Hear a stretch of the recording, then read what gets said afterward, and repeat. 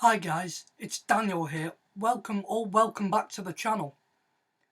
Now today's video is going to be a lot different, and I've been wanting to make this video for weeks, but the things I'm going to discuss in this video, I didn't really know how to go about saying it. But now I finally decided, whatever it takes, I'm going to make the video. And please stick around till the end, because there is a very important message that I want you guys to take from it. So first off, I want to say a massive thank you to everyone who said first to notice my most recent original song.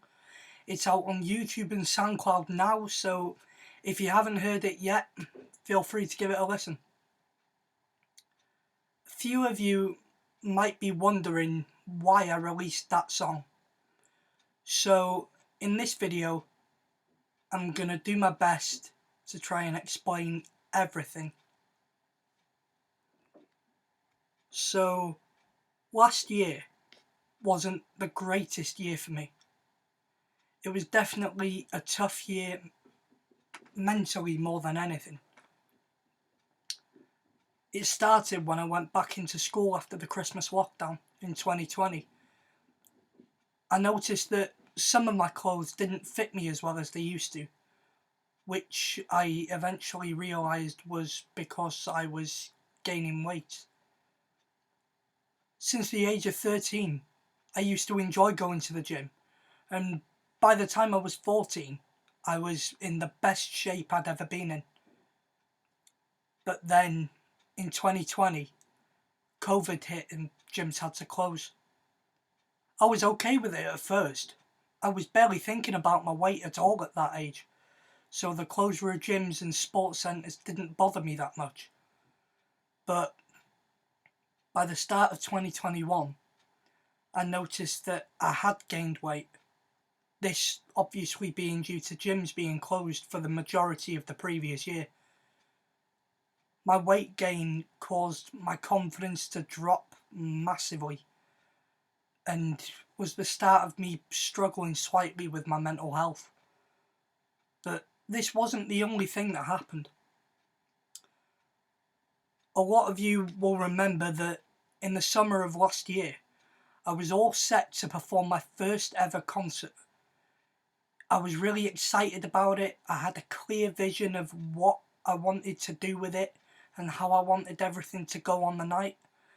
The venue was booked, my set list was ready, but unfortunately, disaster struck on this as well. Out of 60 tickets, we only sold 10. I spoke to the person who was helping me organise the concert, and between us we agreed that it might be best to postpone the concert to October of last year. But by the time September came around and tickets went back on sale, we didn't sell anymore. We were still stuck with the 10 tickets that we sold in the summer. It was then when we decided that we were going to have to cancel the concert. This left me angry and, above all, disappointed. I finally had the chance to do what I've been wanting to do since day one, but as quick as the opportunity appeared, it all came crashing down. But that wasn't the last thing to disappoint me. From 2020 to 2021, I used to run Couch to 5k with a local running group once a week. At the start, everything was going really well. I even managed to run the full distance once on the week of my 16th birthday. I was never able to run the entire way after that though. I always had to walk some parts of it. But this didn't bother me. As time went on though, one member of the group started to tell me to try harder, that I wasn't putting enough effort in, and basically trying to tell me that they didn't think I was good enough. This went on for a few weeks before another member of the group contacted me to say that due to DBS and me being the youngest of the group, I was no longer allowed to join them. By this time, I had already been running with the group for, I think, just over a year, so I was confused as to why the DBS hadn't been an issue before. I thought that if that was the issue, then it would have been brought to light when I first started running with them. But because it only came up when I was being told that I wasn't good enough, I started to wonder, and still wonder to this day, whether the DBS thing was genuine or they just made that up as an excuse to get rid of me. The three things that I just spoke about, my weight gain, the concert, and the running group I was with, they were the three main things that caused me to struggle with my mental health a bit last year. My confidence and motivation both took big hits. I've never been the same since then.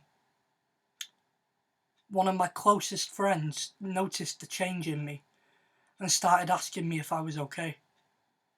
I always told her that I was fine, but even after I said that, I just felt worse, because I knew that the opportunity was there to talk to her and get it all off my chest, but I didn't take it. In the end, there was one day where I spoke to my friend and finally told her everything. In that moment, I felt so much better knowing that there was finally someone else who knew and who I could go to for help if I needed. I'm so grateful to know this friend.